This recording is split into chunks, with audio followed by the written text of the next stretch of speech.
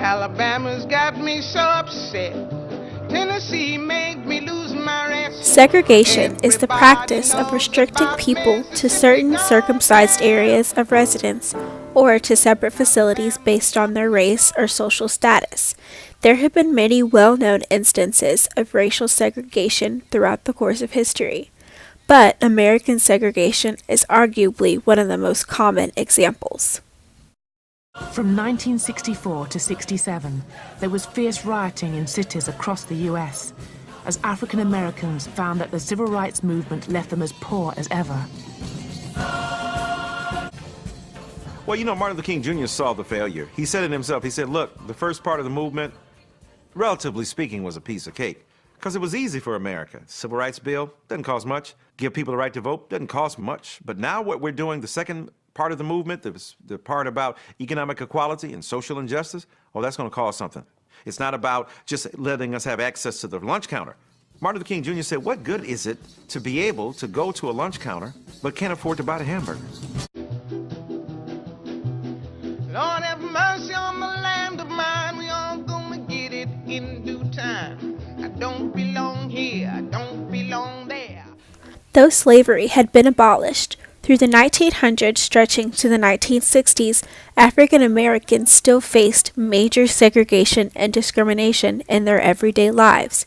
Trying to perform basic tasks, such as going to work, attending school, and eating at a restaurant came with great difficulty for African Americans. Just the trouble, too slow.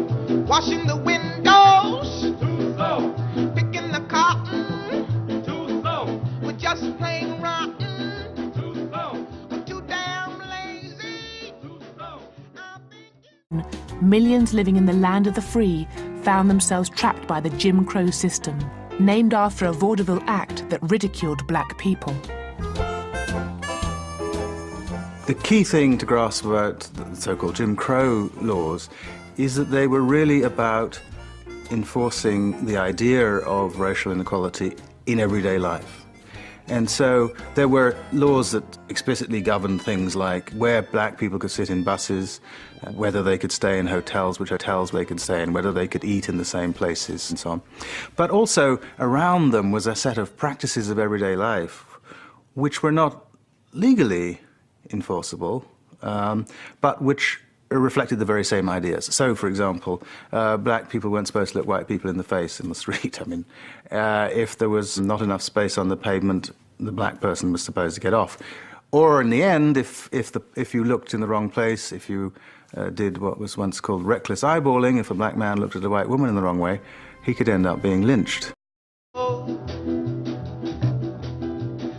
That's just the trouble.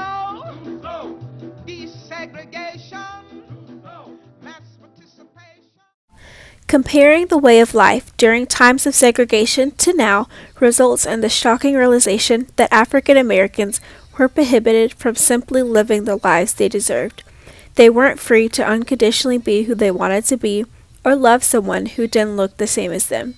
In the states of Texas, Oklahoma, Louisiana, Arkansas, Missouri, Mississippi, Alabama, Florida, Tennessee, Kentucky, Georgia, South Carolina, North Carolina, West Virginia, and Virginia all had laws in place prohibiting interracial marriage, also known as anti-miscegenation laws.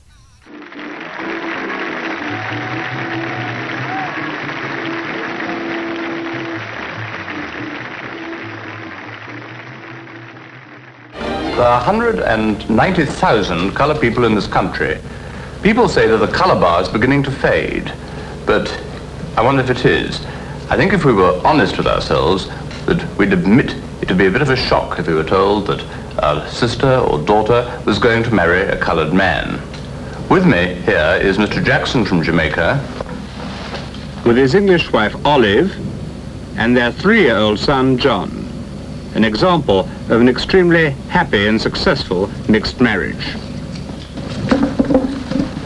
How long have you been married? 5 years. And how long had you known each other before you did get married? 3 months. So. Well, did you discuss all the disadvantages of a mixed marriage in this country? Well, we didn't talk about it much, really. We both knew that there's a certain amount of prejudice to be combated, but we felt prepared to to deal with it as it came along, as best we could. But what sort of prejudice have you come up against? Well, to be honest, I must say that we haven't faced any real direct prejudice which you could pin it down and say such and such thing is prejudice, you know? I mean, you've had people staring at you in buses and things like that, but I don't suppose it's prejudice. I suppose it's bad manners. I'm not quite sure whether it's the welfare state or prosperity that's responsible for that, but it's just bad manners, you know? And you've no fear that John is going to be prejudiced over here? I think he might meet with a few little indifferent things, but he'll have to be trained in such a way to get on top of them. See, that's our job, more or less, you know, to get him in the right frame of mind, the right proper breeding that he can overcome the little difficulties which he may find out.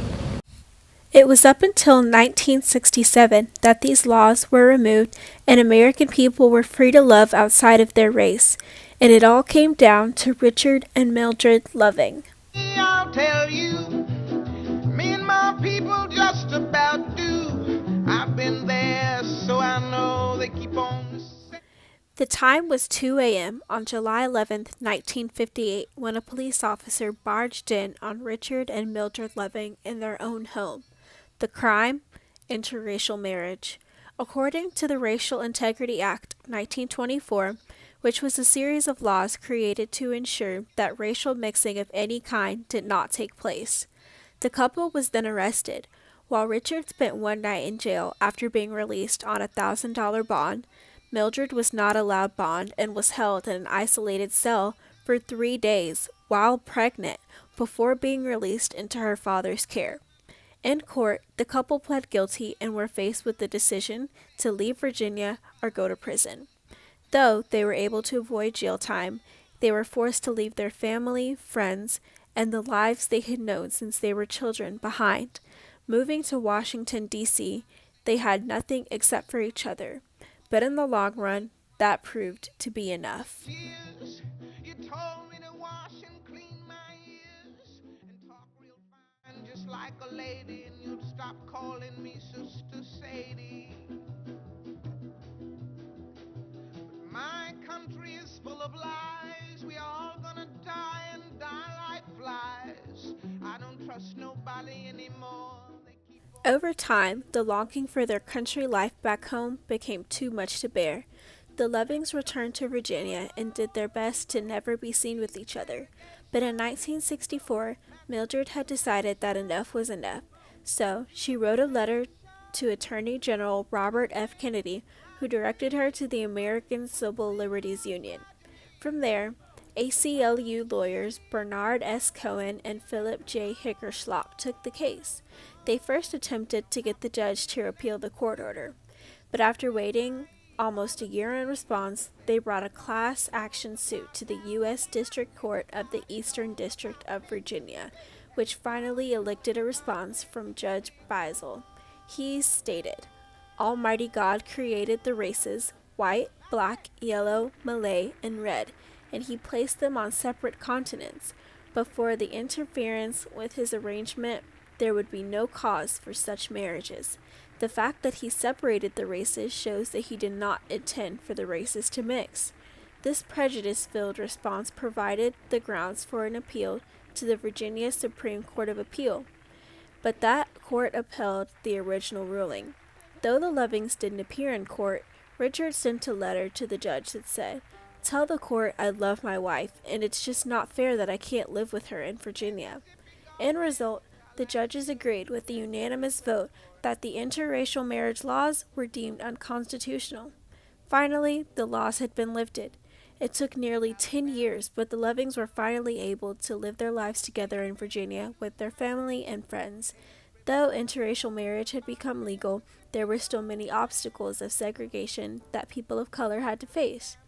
But because of what had initially been a tragic event, humiliating the Lovings and violating their rights, future interracial couples were able to have the right to love each other.